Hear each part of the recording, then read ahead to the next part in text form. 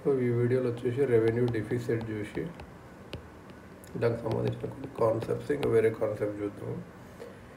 Revenue deficit అంటే ఏంటంటే government మన ఇన్కమ్ కన్నా ఎక్కువ స్పెండ్ చేస్తే అది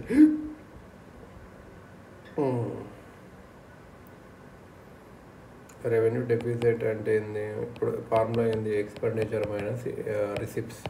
రిసిప్ట్స్ అంటే ఏంది? ఇన్కమే. ఎందుకంటే మన రెవెన్యూ ఎక్స్పెండిచర్ అనేది మోస్ట్ కమిటెడ్ అన్నట్టు. మిత్తులు ఇంట్రెస్ట్ కట్టాలి, స్టాఫ్కి శాలరీస్ ఇవ్వాలి. సో గవర్నమెంట్ అనేది అవాయిడ్ చేయలేదు.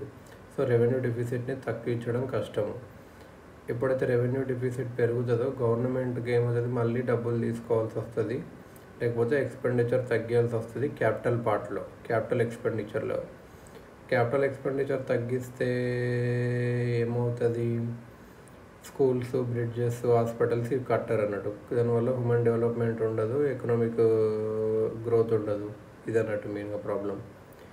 ఎఫెక్టివ్ రెవెన్యూ డెఫిసిట్ అంటే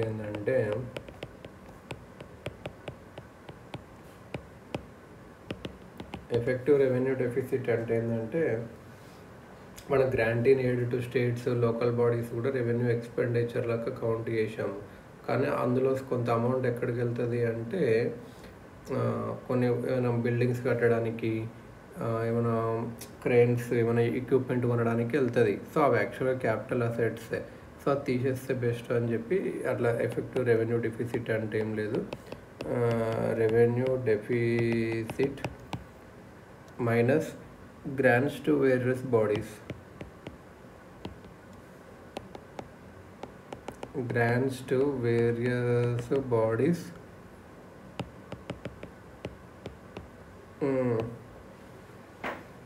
Which were spent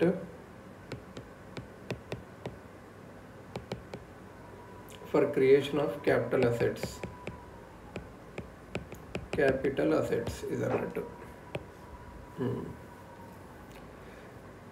ఇప్పుడు నెక్స్ట్ బడ్జెట్లో క్యాపిటల్ది చూద్దామా.